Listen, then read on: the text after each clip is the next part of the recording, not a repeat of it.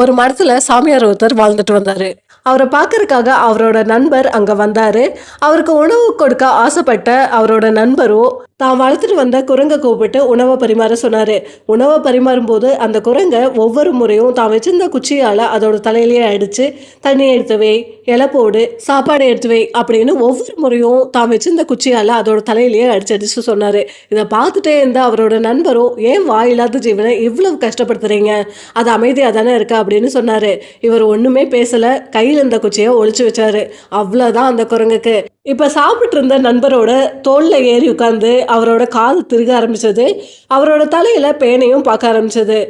தன்னோட வாளால அவர் சாப்பிட்டு இருந்த இலையில ஆட்ட ஆரம்பிச்சது. இப்ப பொறுமை இழந்த அவரோட நண்பரோ, "சாமி, இது ஒரு அடி அடிங்க" அப்படின்னு சொன்னாராம். ஆமாங்க, நம்ம மனசும் அதே மாதிரிதான். கொஞ்சம் ஓய்வு கொடுக்கலாம் அப்படின்னு கொடுத்தீங்கன்னா மனசு அலப்பாய ஆரம்பிச்சிடும். அதனால அதுக்கு வேலை கொடுத்துட்டே இருங்க.